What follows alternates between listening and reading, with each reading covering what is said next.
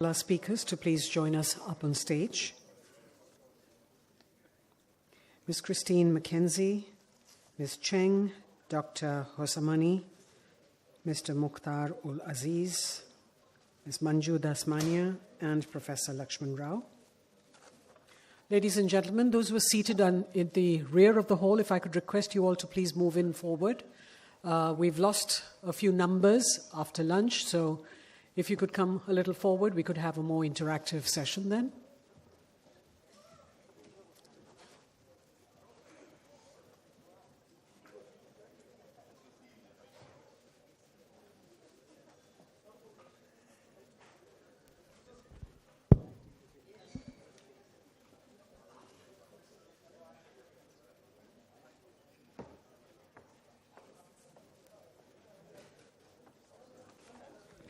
Welcome back, ladies and gentlemen, to the first post-lunch session on the current status of public library financing in India.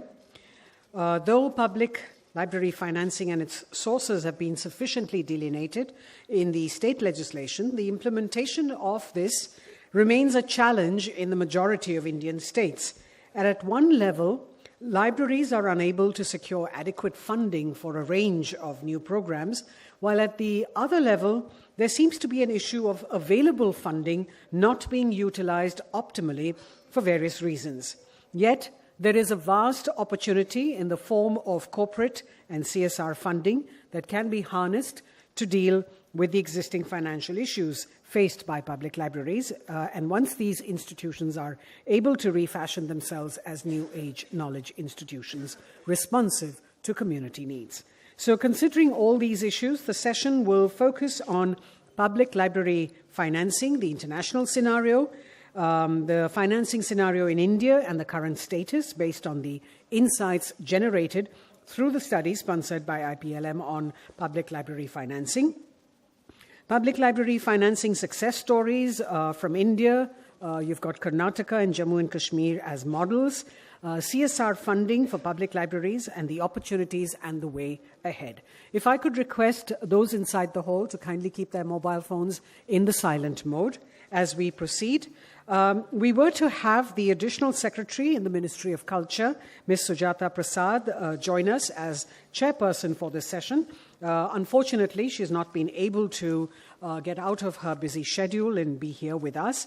However, we have as moderator Dr. B. Shadrach, who's the founding chair and advisor to IPLM, who we've asked to kindly step in and be the chair for this session, and he's most graciously accepted.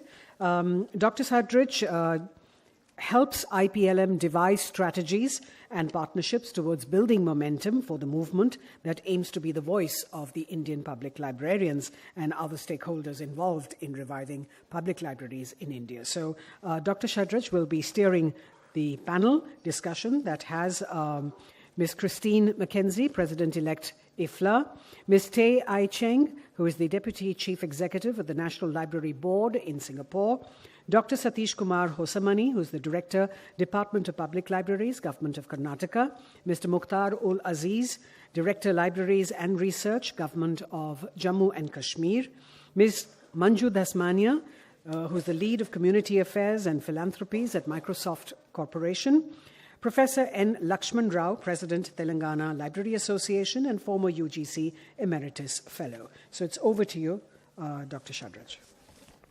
Thank you. Thank you, Ms. Simon. Thank you, everyone, for being here present.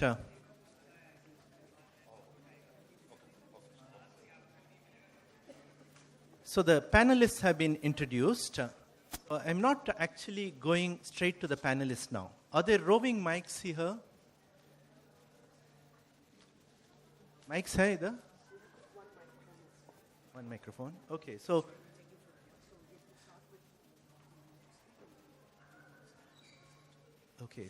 what I'm planning to do, I'm going to make a elicit from my audience. Okay, to give it a start, I want to ask from the audience if there are any voluntary librarians who could put up their hand. Okay, so there is one. One more? You, okay. So, can you tell us, we are going to talk about the funding models of public libraries. So, my question to you, Nisa, is why do you need money? What is the need for money in public libraries? Just 2-minute intervention, huh? Just 2 minutes. Money, I think, is one of the main components what we need for providing services, for infrastructure, for, these needs. But I think money is just not one part. We need to be motivated to do that. Okay, so why do you need money for infrastructure? For books, for computers, for anything to keep the toilets clean, for the ACs, anything and everything. For the ACs, for keeping the toilets clean, for books, for services. Yeah. Ma'am, over there.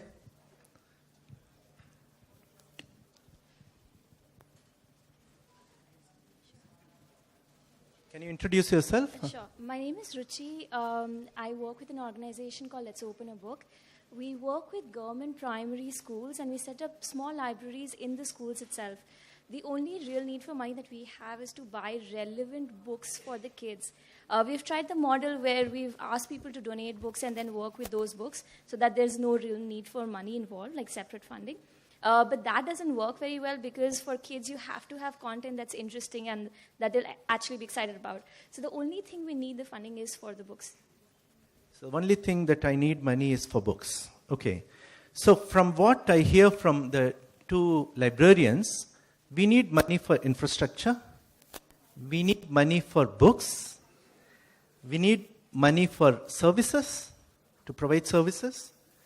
We also need money to pay salaries. Although you didn't mention, I don't know, do you work as volunteers? No. So, do you want to add anything more, Kulbir?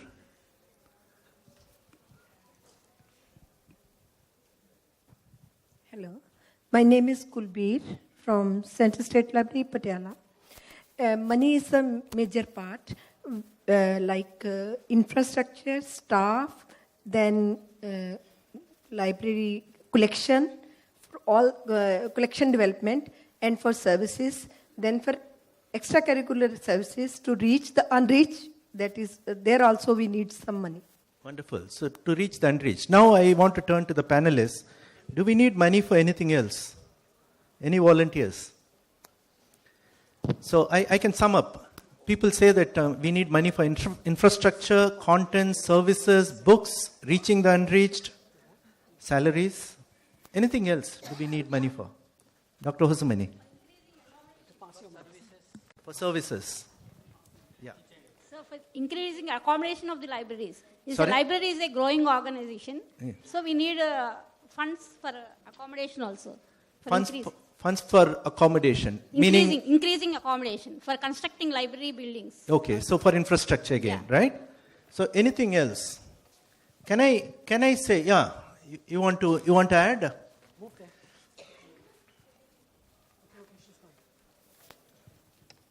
Hello. Hi, I'm Preeti. I'm the sign language interpreter here. Sir, उसमें अगर हम लोग accessibility को करते हैं include, तो visually impaired के लिए we have to add some software, which is a highly paid.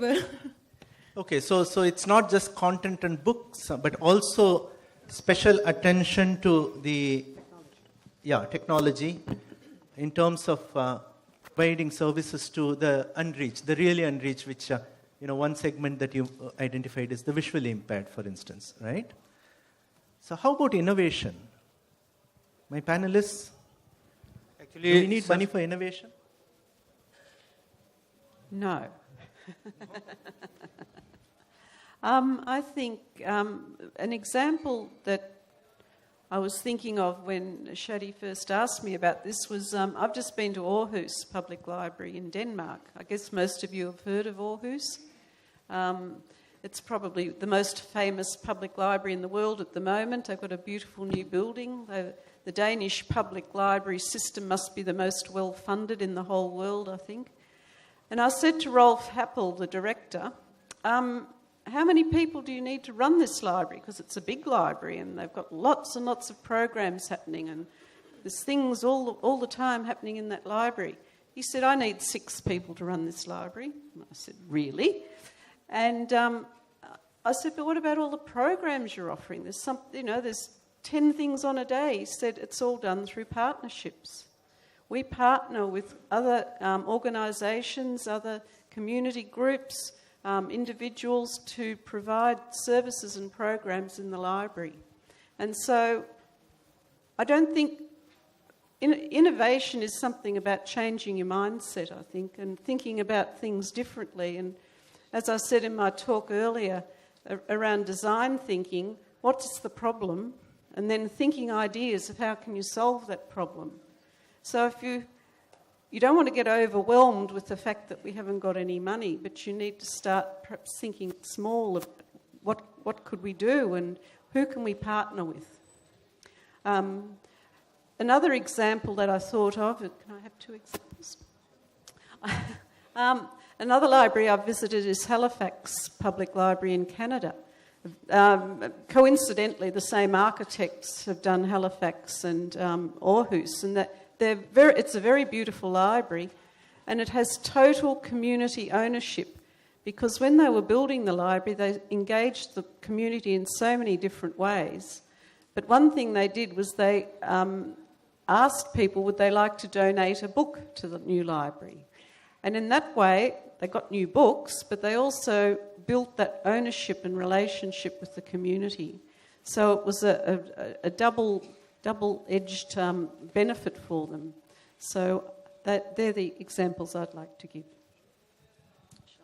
So thank you. So the question was, we need funding, and the answer is yes, we do need funding. We do need funds to cover the cost of services, the cost of content development, infrastructure development, infrastructure development, to pay salaries, to for innovation.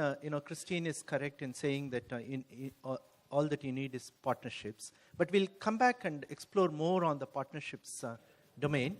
But you wanted to say something, Abhijit? Mike को उधर ही रखिएगा, उधर ज़्यादा जरूरी है, इधर pass on कर लेंगे.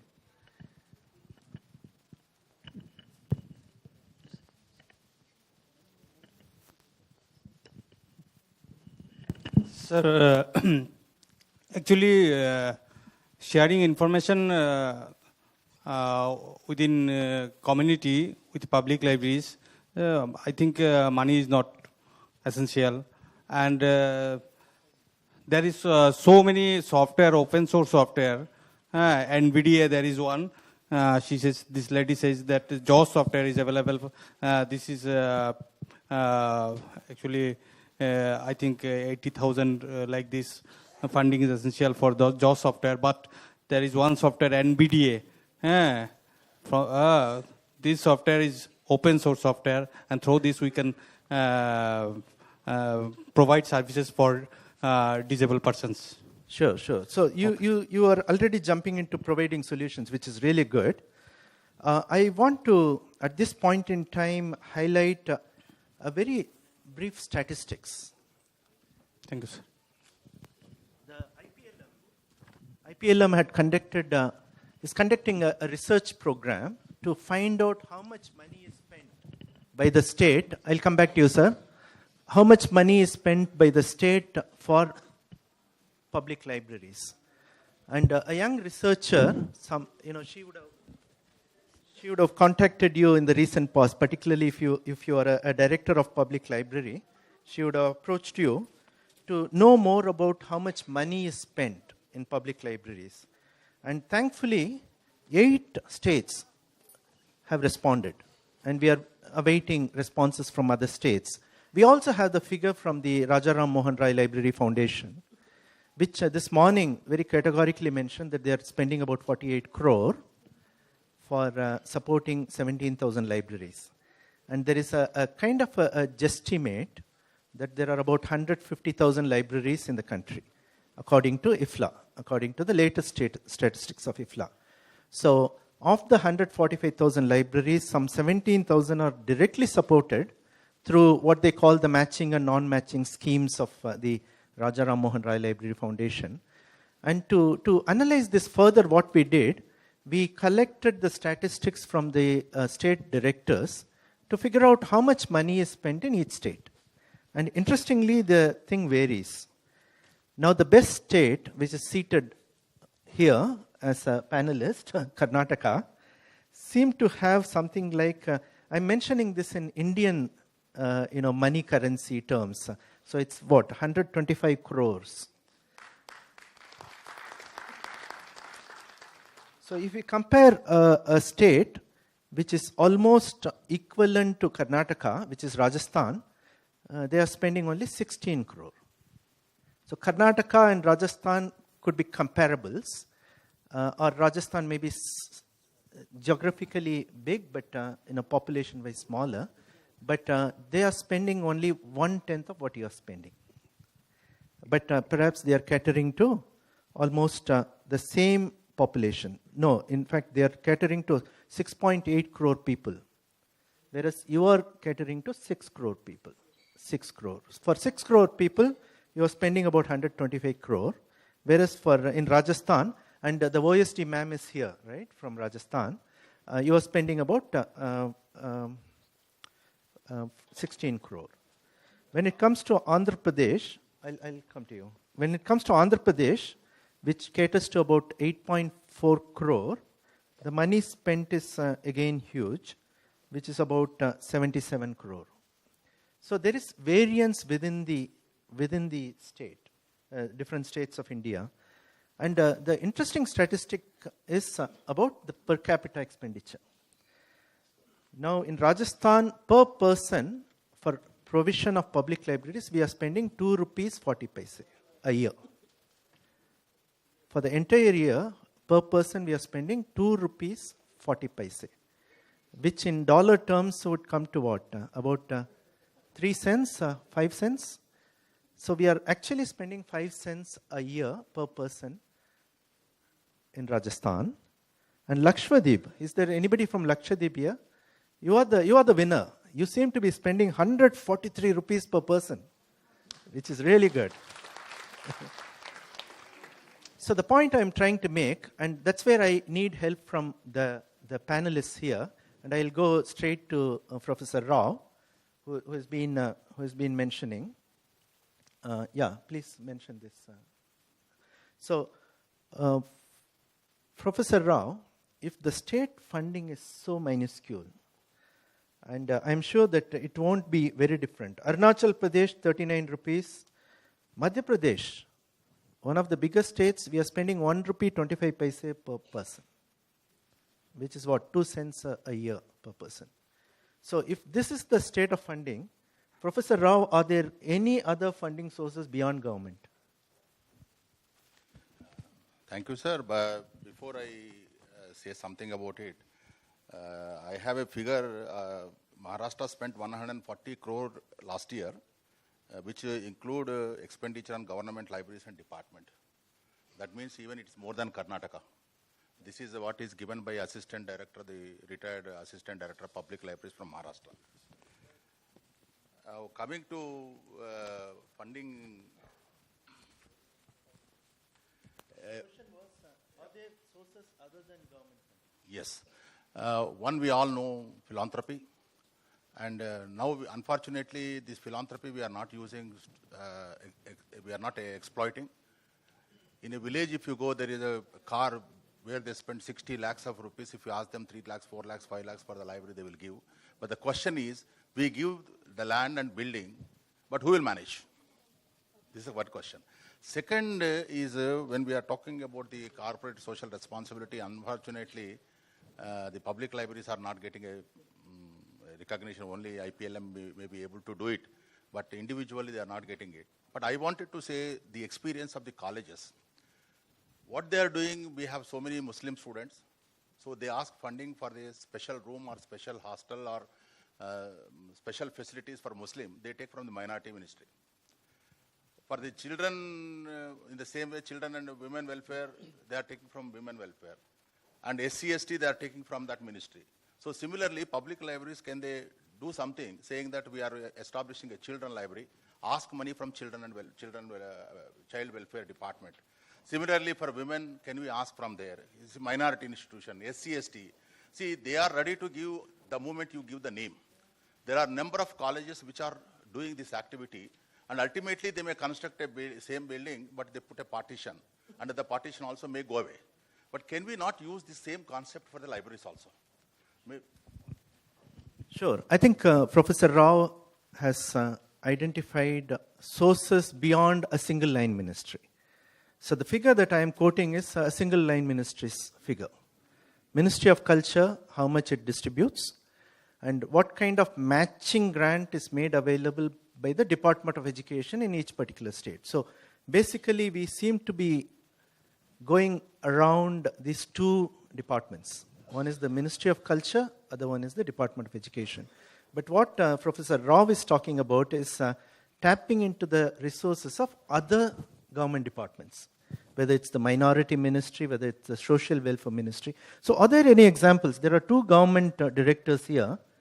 Are you tapping into resources beyond one particular line ministry? That's the question. Like he mentioned, that there are other avenues within the government that you can tap into. So are there any examples of tapping resources beyond the your own department? In your case, you have a Department of Libraries itself, public libraries. Are you going beyond the Department of Public Libraries for eliciting funding? In Karnataka, we are having around 6,800 libraries.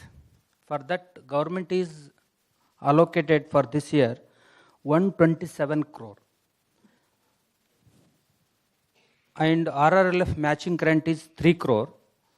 For salary itself, 33 crore they have allotted.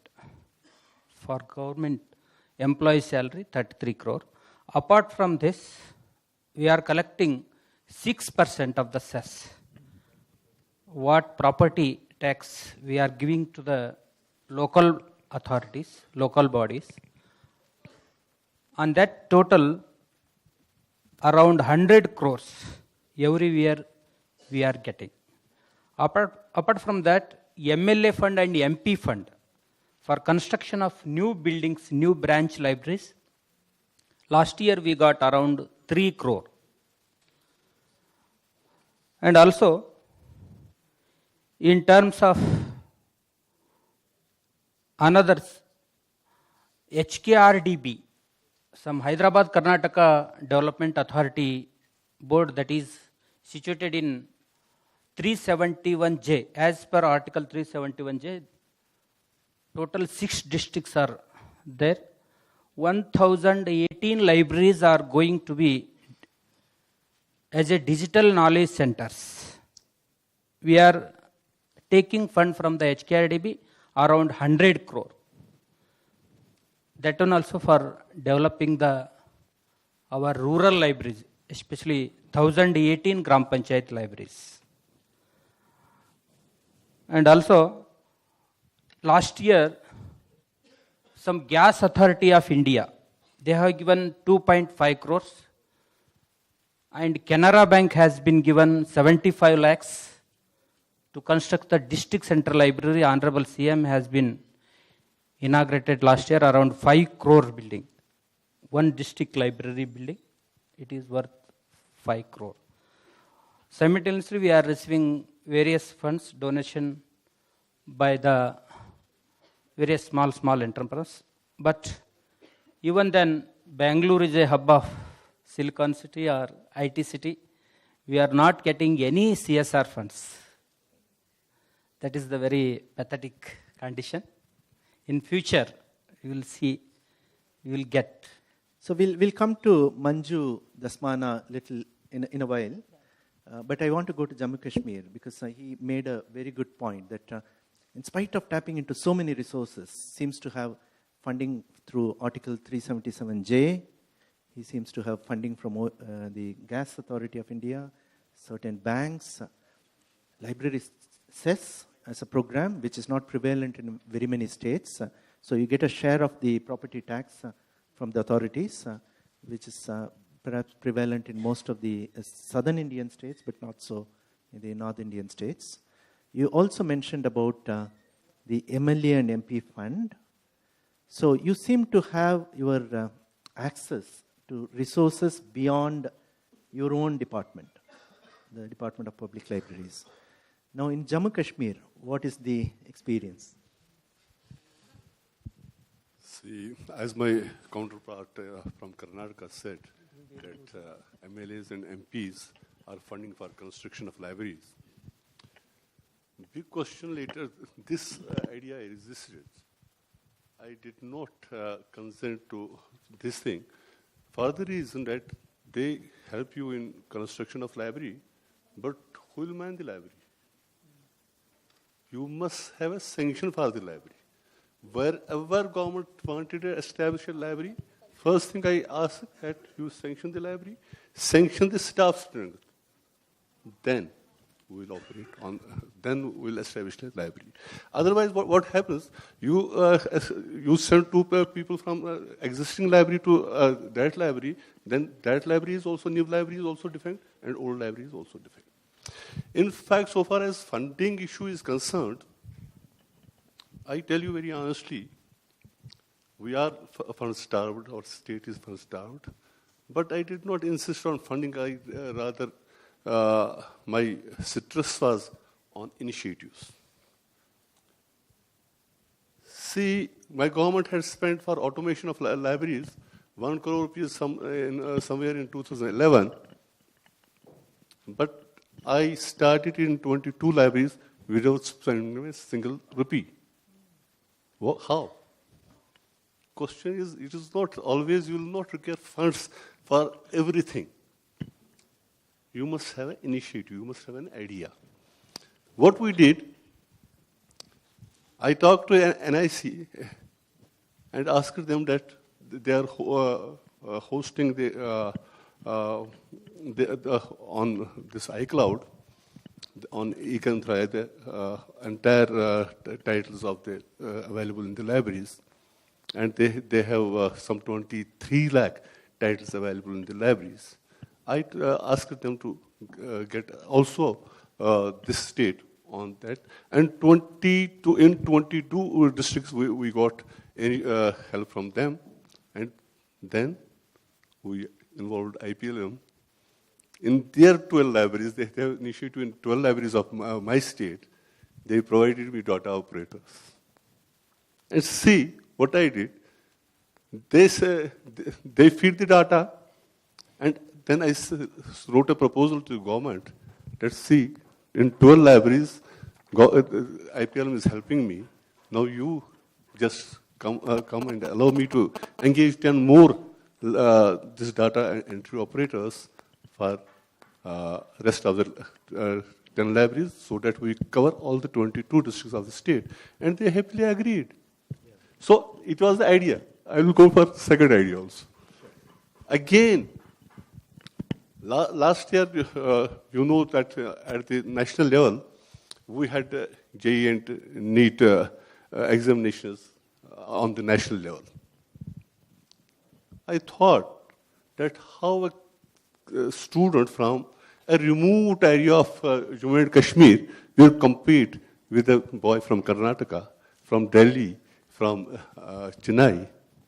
So we thought of supporting this learning initiatives, and we explored, and again I shall quote IPLM, we took a help from IPLM to just identify some agency which can support in their learning mechanism. And fortunately, we got as plans, and their exhibition is also here. And we found that material was very sound to support the children. And I tell you, this very initiative, it required money.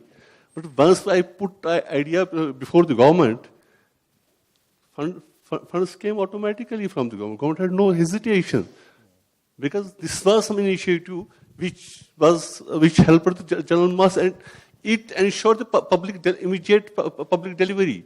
Yeah. What is happening with the government institutions? We draw a lot of money for salaries and other activities, but we never deliver something to the public. And this is the activity that this instantly helps the people in a public delivery system. So I think that's smart thinking, isn't it? Now, he resonates exactly what Christine was mentioning, the partnership idea, partnering with the right agencies to deliver services. Then once the proof of concept is proven, then you are able to tap into the government resources. And the government funding is anyway available. Funding comes. But you shall have the initiative which you can sell. So now I want to straight away go to Manju Dasmana. It appears to me that, from what Christine and Mr. Aziz were mentioning, if there is a good concept, you try it out, you prove it to the authorities, then there is funding available. So would that be the case for the private sector funding also? What criteria that you look at if you so decide to fund any social initiative through your CSR window? Because in the landscape of public libraries, we have not seen enough corporate funding made available so far. In spite of the fact that this morning Mr. Chandrasekhar mentioned that $150 billion industry, just one industry, IT industry alone, 2% in $150 billion would equal $3 billion. $3 billion is huge money. We can actually, energize the entire library system in this country. So what should we do in order to make it attractive for the private sector? So I think, Shari, one of the other things is that I think I agree with what my panelists are saying, with almost all of them. So CSR funding is a little different from the government funding. You will have a format for most of the funding that you have in government, and you put in a proposal. Now with CSR funding, it's a little different, because each corporate actually decides what are they going to support. And if you're going to go up and look at the CSR programs, you'll probably realize that libraries is not mentioned there. Public libraries is, but whether it is their corporate, it's part of the act. But is any corporate actually funding a public library? I went up and looked up and did a lot of research yesterday. There were not too many I found which had public libraries as a funding, something that they're funding.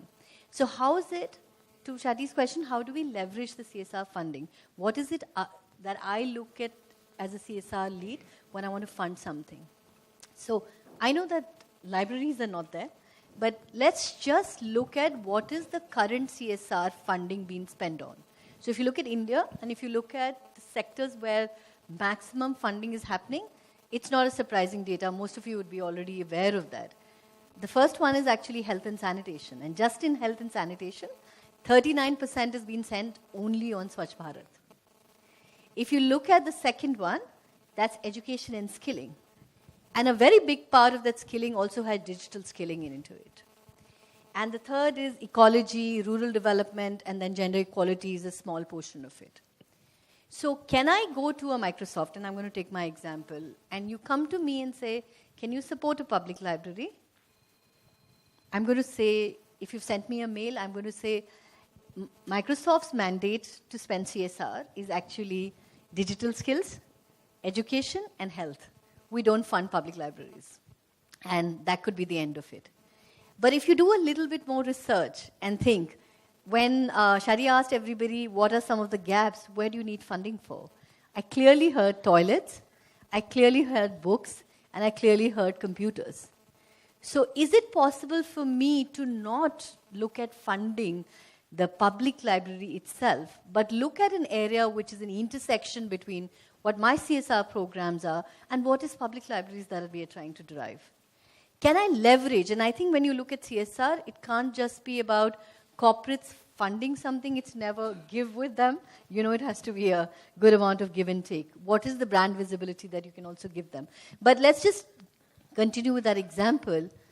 I can definitely support the public libraries for computers, for creating a full digital skills program inside the libraries so you can attract more young learners to come to the libraries. I'll give you an example from Microsoft itself. In one of my peers in other countries, They ran a full 1-year campaign on coding and computational thinking out of the public libraries in that state.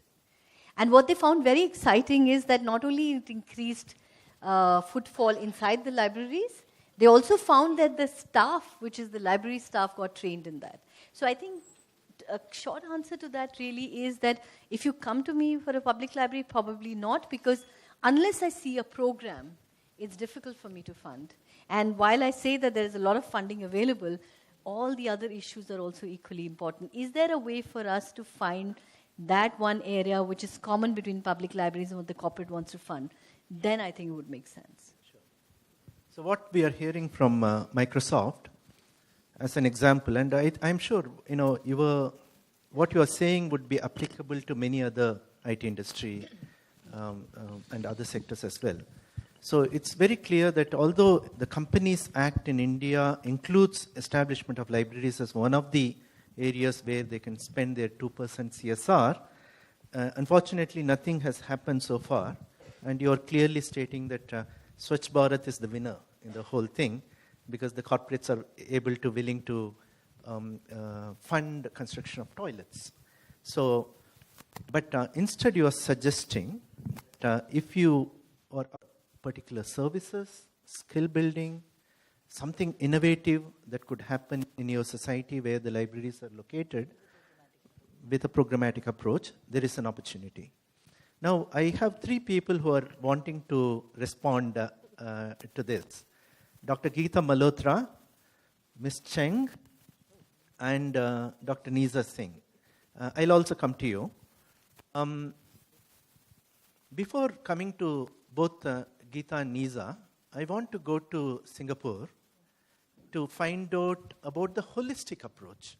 Now you see, early on we learned that we need funds for infrastructure, we need funds for books, we need funds for services, outreach, we need funds for what kind of other things that we mentioned earlier. Innovation, we don't need fund, we need ideas, we need design thinking, we need funds for salaries and perks. One thing that we didn't mention, which I have listed, is we need funds also for continuous professional development, because librarians are the pillars of who maximize the resources within the libraries and the community. So the librarians should be very agile, very skilled. So like any other profession, we also need to spend in skilling them in new services and so on. Now, what Manju Dasmana is mentioning is, don't come to me for hardcore infrastructure. Don't come to me for certain things that I, as a corporate, may not be able to justify funding, but come to me for certain programs. And I'll come to you, Dr. Malhotra, in a while, but I'll go to Singapore to find out how do they manage establishing libraries in a public-private people partnership fashion, whereby the entire holistic ecosystem is dealt with through funding by different sources, not just one source. Compared to India, we are very, very small. Okay, so our problems are still, in your view, very small. But nevertheless, let me share with you. The libraries in Singapore is still 99% funded by the government. So every year we do the usual process of we put out a budget for it and we justify why we need to do all the programs and all. So for the last few years, we have a stagnant budget. So our budget in terms of Singapore dollars is 200 over million, because we run the National Library, we run 26 public libraries, then we run the National Archives. Okay, and then we have all the support groups of corporate services, IT, and manpower is a big chunk because we have about 1,000 people strong. It's not that we are paid a lot, because manpower definitely is a lot more expensive in Singapore than here. So that's the underline. And every year, the ministry will give us a stagnant budget. So what do we do? They still, in Singapore, is that if you don't have the money, go and look for other places to do it. So what we do is that we do all the things that my co-panelists have done before. So what we do is partnership. So we go to Ministry of Education, which is another ministry. We are under the Ministry of Communication, and we go to Ministry of Education to say, hey, perhaps we can collaborate on doing a book list for you. So I do the work. You pay for the publishing, you pay for distribution, you pay for. That's one model that we do. The next model that we do is we're opportunistic. So people in Singapore, because libraries are very well loved, people like our libraries, and so sometimes we have people knocking on our doors. So we take the case for the library at Chinatown. We have a developer, which is a City Development Limited, which is a big developer in Singapore. They knocked on, perennial development. They knocked on our doors and said that they want us to build a library at the Chinatown Point, which is a shopping center shopping center. But we said no, because we have a lot of libraries in the city center already, and building an additional library will cost us more, and we cannot afford to operate it. Then he came to say that I pay for everything. So what do you mean? What do you mean pay for everything? So he said he paid for the setup, the whole development. Then I said, you pay for the setup, so what? I have to run it. I've got no money from my operating budget. He says, okay, I will fund you for, then we have to look for another partner to fund it. So somebody paid for the development. Then we went to a temple who's got lots of donations and all those stuff. So the temple funded us for 5 years for operation work. So the temple does it. So the library is in existence for 4 years now. But headcount is, we have a headcount tax in Singapore. Okay?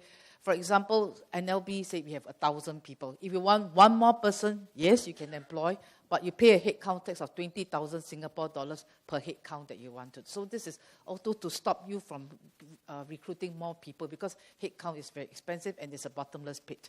So what do? We work with volunteers. We did a call. We got volunteers to come in. Yes, volunteers is very difficult to manage because they are volunteers. We don't pay them a single cent, not even transport at all. Initially, we had so many people, so enthusiastic and all that. But now we have 20 people who come in every day. We open from 10 a.m. to 9 p.m. every day to sort out our shelves, to shelf our books, and to answer any questions. So the library is wholly run by volunteers. So that's another model. So partnership, then opportunistic, and the other one is we go begging. Okay, Singaporeans are big gamblers, so we buy like sweepstakes and all those stuff. So this totalizer bot, they have so much money because every day people are betting and all those stuff. So they got pots and pots of money. But then you have to go to them with a good business plan to say why you want to support them. Now, these people, they see lots and lots of appeals for money, like what the colleague from Microsoft said. So what makes your proposal different from the rest, and why should I sponsor you? So we go to where disadvantaged groups. Anything that tug the heartstrings, they will support you. Don't go to them like, I want donation, I want to do this, so what? They won't give you money. So we go there to low income. The low-income groups, disadvantaged families. So the program is about 13 years now. ToteBot has been funding us for until now for this. So there are various models for this. So within the library, we know that sometimes money is short, and that I think we all work very well under duress. And under duress, we always think of creative ideas to how to reach out to our community. So that's what we do. That's smart thinking, isn't it? Now, interestingly, there are 100 smart cities identified by the current government. And when it comes to the Amrut, Atal Mission of Urban Transformation, there are another set of townships identified to become smart. Now, smart thinking. Now, how do you engage the developers? How do you engage the community? How do you engage the religious institutions? How do you engage the philanthropists within the community? So this is something a model IPLM could look into when it comes to taking it to the smart city planning process. Unfortunately, as of now, libraries are not actually dealt with in the smart city concept. Now, I want to come to Dr. Geeta Malhotra, who has been able to tap resources from the private sector as well. So in a very brief 2-minute intervention, can you tell us how exactly you have been able to do? You seem to be a living example.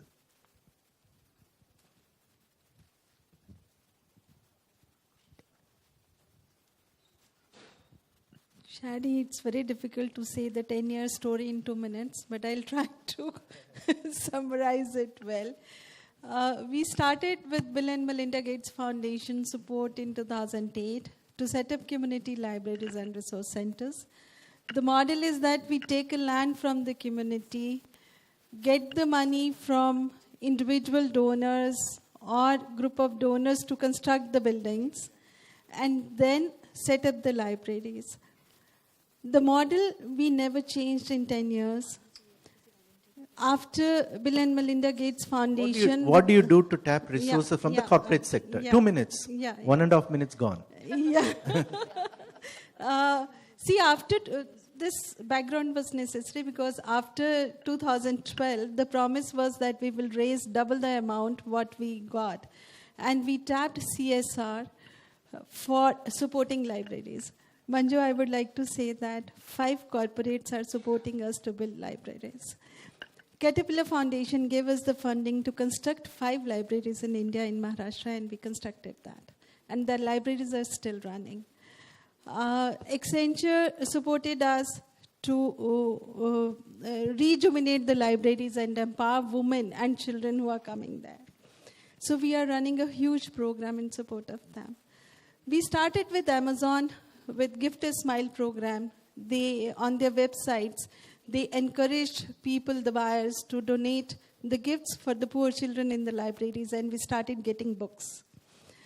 The 4th very promising program was funded again by Amazon, Gift a Card.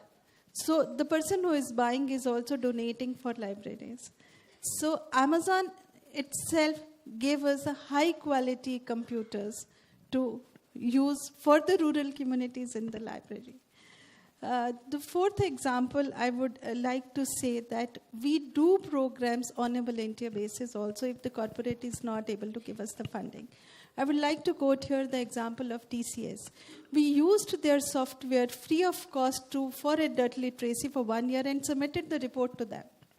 Because we knew that this is going to be a very big program for us in rural areas because women are illiterate, and we are working with them to make them entrepreneurs. If they don't get education, they'll be left behind. So this year they gave us almost 1 crore to use their software to teach 50,000 women. So the journey is not that it's easy. There are challenges. But corporates, you have to study the corporates.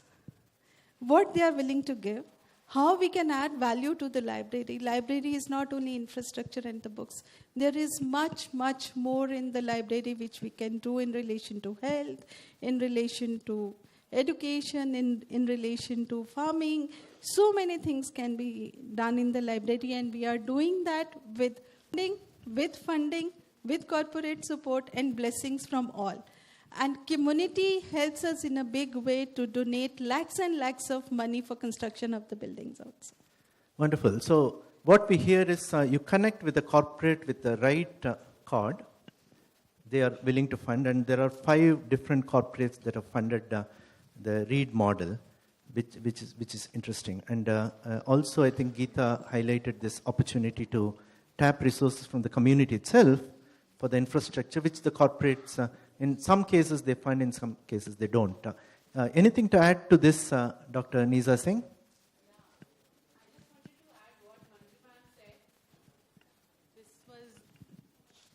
Since she's in Microsoft, this is one of my experiences when I visit the San Jose library. They have a recording studio which was gifted to them by the Microsoft. And in another community library, there was a computer lab. The entire computers were gifted by Apple. So in that case, I think infrastructure can also, can also be supported. I don't know if I can add to that. I think what was said is that you study the corporate well. So there are 2 kinds of funding models within CSR. If you look at CSR, there is one, of course, which is our strategic CSR, which we do for 3 to 5 years, where we define very clearly what is aligned to Microsoft or any corporate, right? But there is another part where there is far more flexibility. And a lot of programs get funded through that, even what you'd mentioned, which is the employee giving program that we have. So Microsoft, every year I raise 6.5 crores from my employees, which they fund into to support almost 80 non-profits support 40 non-profits across India. There's a far more greater flexibility because it's an employee. We want them to participate and we want them to identify things that they want to do. So some of the work that you're talking about in Microsoft, the recording studio and computers, came as part of that program. It has, and I think when I look at the public libraries and what it needs, it kind of finds a good sync in with that program. So I think it's about reading your corporate before you go to them. So as I said, if you have a scheme, you can fill that format. With corporate, you have to be a little bit more agile. LinkedIn is a great help. If you can read up about the corporate, if you can read up about the corporate lead, the CSR lead, sometimes the CSR lead actually helps do some of these unique, innovative, small projects that can fund public libraries. So that would be very important if you look at any funding from corporates. Yeah, so it's very clear that the corporates can also fund. Bharati building at IIT Delhi is a good example of why Bharati has funded the e-governance research center. Tatas are donating here and there. And if you go to the San Jose Library in the Seattle Public Library, there are 26 major corporates who funded different parts of the library itself. The music room, the auditorium, all these are funded by different, even the collection. So interestingly, this is an eye-opener for us. Even a particular collection, like for women and child development section, has been sponsored by a company that aligns with women and children. So there are quite a few ways of innovative approaches. But I want to come to, before coming back to Professor Rao, I want to come to two people here, Mr. Behr and also Dr. Kalpana Dasgupta, because you have been in government. What we are hearing from the panelists, okay, I'll go to her first and then come to you. What we are hearing from the panelists and the audience is that there are potentials of funding sources beyond the state.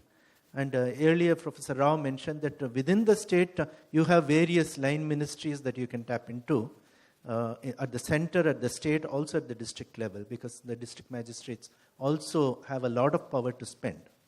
Now, this is all government funding. Now, when it comes to corporate funding, there are enormous opportunities. CSR is one, corporate strategic investment is another, and Dr. Malhotra mentioned about community funding as well. But at this point in time, ma'am, a number of states are not able to touch any of these resources just because the rules of the games are very, very strict. If you are a government-funded library, you cannot touch anybody else's money. You have to play within the games. So how do we change the rules in such a way that we can also access funding beyond the state? That's the question. Inko mic de dijiye. Well, as far as government funding is concerned, or government policies are concerned, well, the National Knowledge Commission recommended what all of you have said. Actually, the recommendations are there. And the whole concept, the Knowledge Commission took into consideration even toilets and drinking water. They're part of the recommendation of the Knowledge Commission. So when these recommendations are approved by the Government of India, and that is another thing which we recommended was the National Commission for Libraries. And the major reason why we recommended a commission was that so that one could act as a collaborative body, bringing all other departments of the government together and getting not only funding, but all other kinds of help. So this really can, and another recommendation was that when it comes to village libraries or when it comes to the rural sector, then the library can go or the community can go. There again, it has to be a community-based center. It just cannot be a library in the traditional sense. So these are the recommendations of the government, which have been accepted by the government. So if one can tap these, there are no rules in the government that you can't go. It is how you approach. That is the main thing. Whether it is corporate or it is another government body, it depends on the people who are setting up the community library or the community center to how to really approach. For example, there's so much, for example, Swachh Bharat, toilets and drinking water, right? So that is again one of the recommendations to the government which has been approved. So one can easily go to that particularly and come out with a proposal. It depends on how you need, how you put across your need and how you write a proposal. So that is, I think, what I would say, being a government servant, I have had no problem of funding for anything that I've worked in. Yeah, so the reality is something very different from what Ms. Kalpana Dasgupta is mentioning. Although she says that NKC has recommended there is no rules that prevent any government servant from accessing resources beyond government. You've been in the government for so long, and you know how risk-averse the government officers are. And in reality, Mr. Bahar, I can tell you with all sincerity, I've traveled almost every state in this country. A majority of states do not want to touch anything other than government. Why it is so? Quite right. You have really mentioned the right word, risk aversion. In fact, even the government-funded things are not used because of that as fully as it should. However, Kalpana is right. Flexibility is there, and I think how it can be done, I have 2 or 3 ideas. Number one, so long as those who are seeking funds from other than the government have a clear-cut design for what they are doing and how it is going to be funded, and a very separate account indicating that this is from that. So even if it's a government work, it's possible. In government, for example, I know that there is a way of giving permission for getting funds from outside and using it for the school or for the hospital or for whatever. So there is a process. Only thing is, you're correct. It will require reorientation and giving them support. Oh, you can do it. Nothing is prevented. Don't worry. Now, of course, that's a change in culture. Second point that I want to mention is that wherever work is intense, transparent, results are shown, success stories there, then all these risk aversion and all these, shall I say, restrictions are given way. But that can be done only in a general way. If you say, give to all libraries, then it may not be possible. But those that have shown spark, have been able to do something, can certainly be supported by the government for getting from wherever. And final point I would like to make is, you had raised the question earlier, corporate sector, trusts, other philanthropic organizations, a lot of them can come in. They do not come currently because there is a unidimensional understanding of library in the common sense. People think, what is library? Place where there are books, people go and borrow books, right? The way we have been discussing, if there is a multi-dimensional conceptualization of library, presented effectively, and then get related to each trust, Tata Trust, it has its own mandate. If you connected that, they would say, okay, this part is something that we can support. And as I said, government will then permit, there will be no problem. So more important thing is challenging this unidimensional concept of library, effectively presenting the multidimensional concept, and then approaching various philanthropic organizations, including religious. There I'll, of course, mention one more point. You know, these religious organizations are so rich, filthy rich, and yet they do not do enough because their understanding of religion, charity, is very different from what really modern times requires.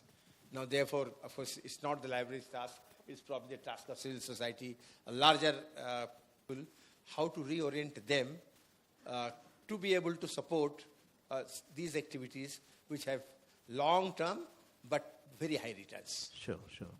So before I give the last chance for each of the panelists to say a few words, in the context in which we stand today, we stand at a situation where we have 1.3 billion people.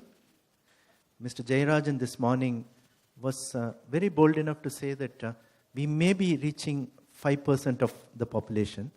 And if you actually analyze, he would have given the golden truth. So maybe 5%. So we are yet to cater to the needs of the 95% of the population. And Prime Minister Modi constantly states that there are 300 million people who are underserved, who otherwise won't be reached unless and until you take steps. So we have this situation where we are unable to reach out to 95%, of which a majority of them are very poor communities. But we also have, at the same time, a lot of variance between the states. A good state, Karnataka, has about 6,733 libraries or something like that. Kerala has about 7,000 odd libraries. Tamil Nadu has.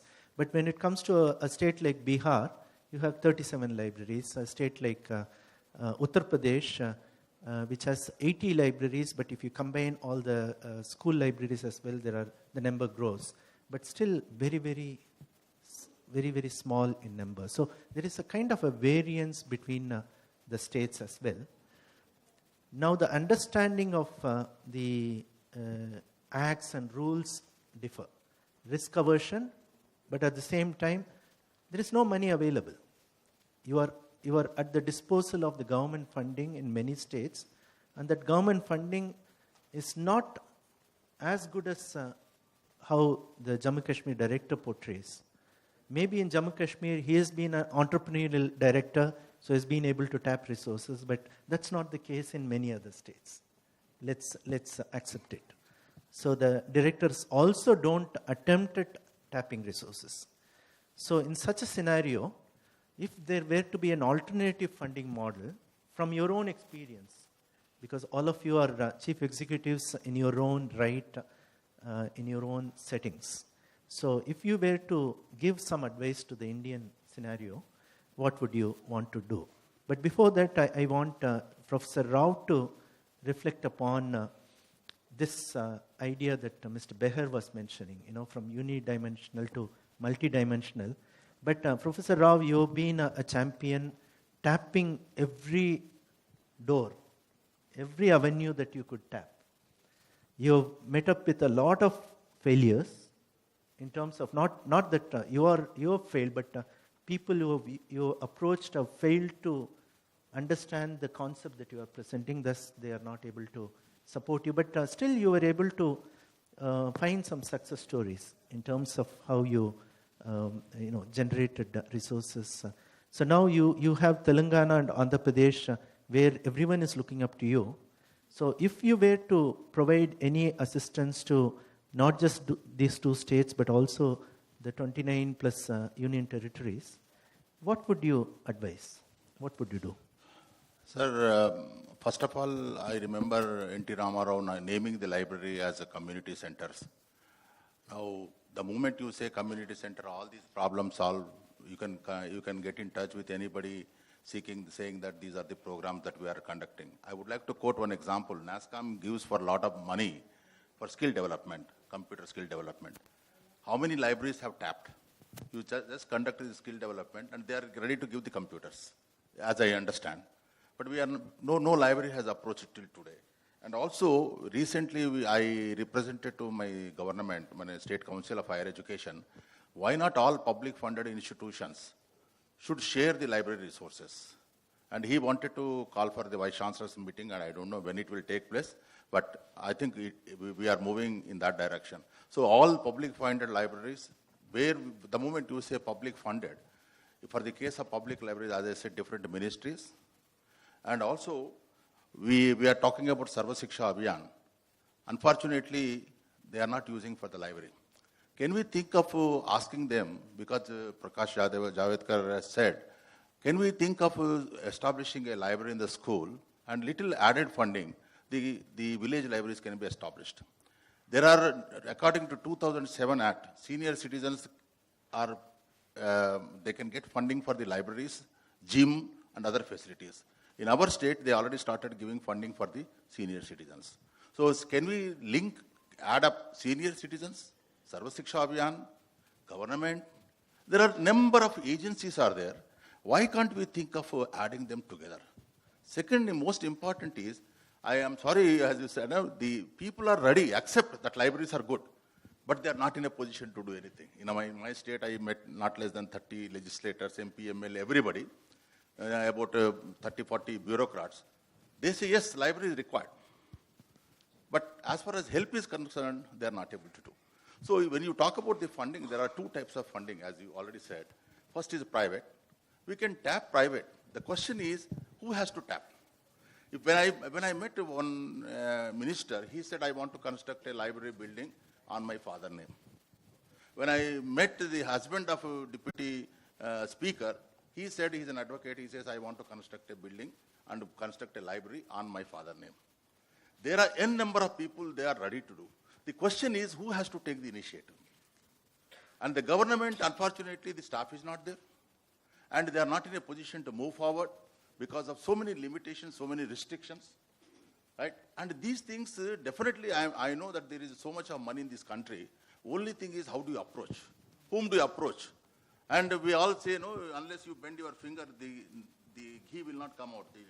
So, right, we have to bend.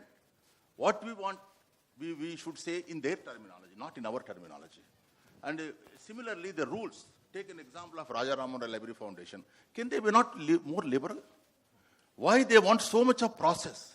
And it takes more than 6 to 1 year to respond, say yes or no.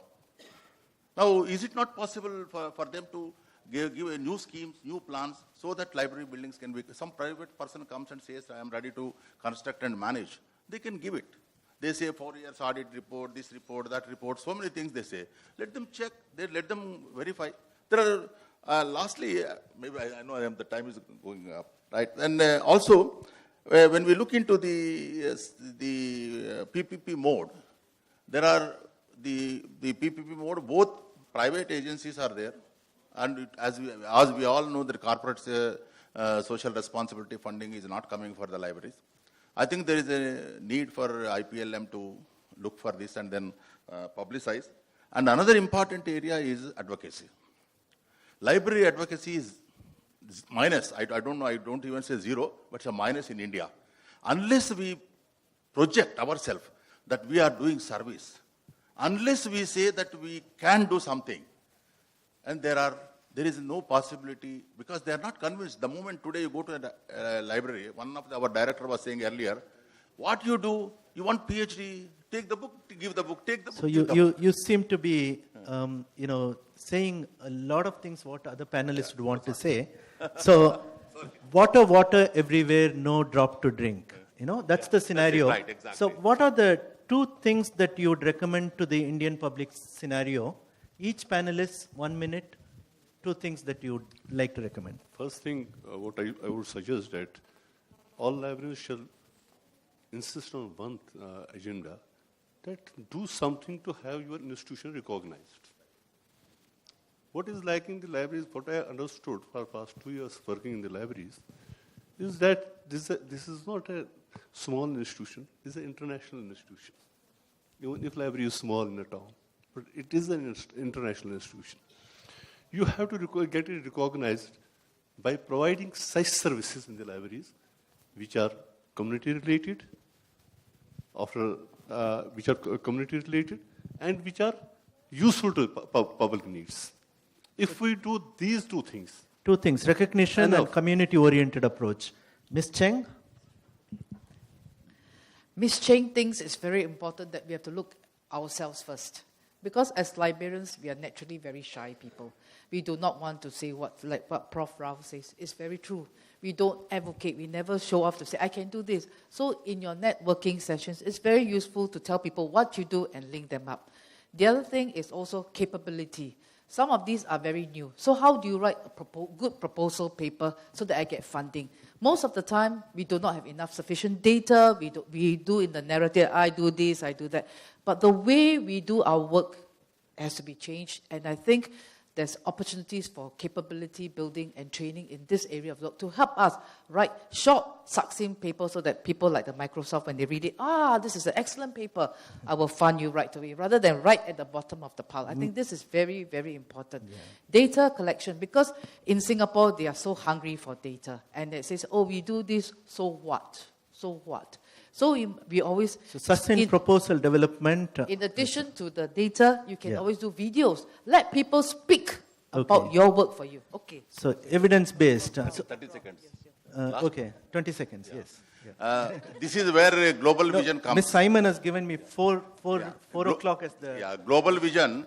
Let us join our hands. That is what global vision says. Let us face the challenge. Networking, let us join our hands. Ms. And McKenzie. Lastly, and unless we take initiation, nothing happens. Let us take the initiation and we will be successful. Walk the talk. Ms. McKenzie. Okay, I want to build on something that Ai Cheng said about looking at what we do ourselves. And I know librarians around the world are really good at thinking of new things, but they never let go of old things. So I think sometimes if you can look at what you're doing on your everyday and do you really need to do that, would you be better off putting your effort into something else? The other thing I'd like to say is success breeds success. And there's nothing more than Microsoft's love than to be connected with successful enterprises, and position now in Victoria where people are coming to us because they see how successful public libraries are in reaching their communities and saying, will you partner with us? We don't have to go to them so much anymore, they're coming to us. So evolve and perpetuate. Okay. I think you have to think of us as people who need to learn more about this. Not as people who have the funding available, but people who don't know enough. And I think Shubhangi is not here. If I could recommend to her 2 steps. One is, can we possibly look, why does Swachh Bharat have so much CSR funding? It's because right at the beginning of the event or the campaign, they got all the CSR corporates, heads together and spoke to them about what is required. And asked them, put here on the table what your commitment be. It could be 1 school, it could be 1,000 schools, but they did that. So is there any way that we can have a mechanism where you can get people together and get them to understand how they can leverage public libraries? Sure. Maybe we don't know that, and if something could be done. Ask shall be given, yeah. Yes. As in Karnataka, we are newly introduced about 50,000 books has been traced out in the mobile app. In connection with State Central Library, just last few days back, total 5 lakhs books in our State Central Library. Along with capacity building, the training program is the must to all librarians. Simultaneously, what we are telling, reaching the unreached, as we have started for slum people and nomadic peoples also, we have started libraries. That to be for rural areas especially. They are utilizing like anything. And also, from Department of Public Libraries only, we are giving for 4 months CLIC training programs. Every year, near about 500 people. So resource sharing through ICT means and capacity building are the mantra. Ladies and gentlemen, give a big hand to the panelists.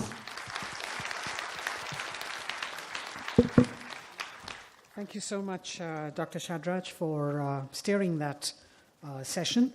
I'd like to now request you to do one more honor for us, which is giving away small tokens of appreciation, and we've got the books out. So if we could begin with Ms. McKenzie.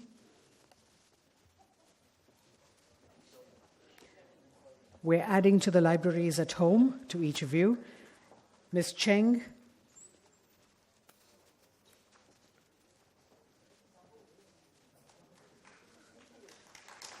Dr. Hosamani.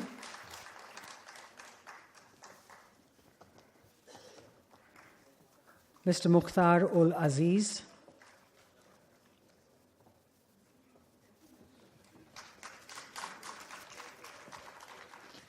Ms. Manju Dasmania.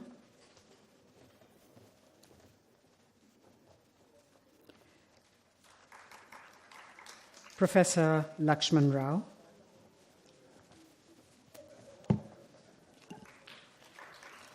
And we have one for you, Dr. Shadrach, so please help yourself.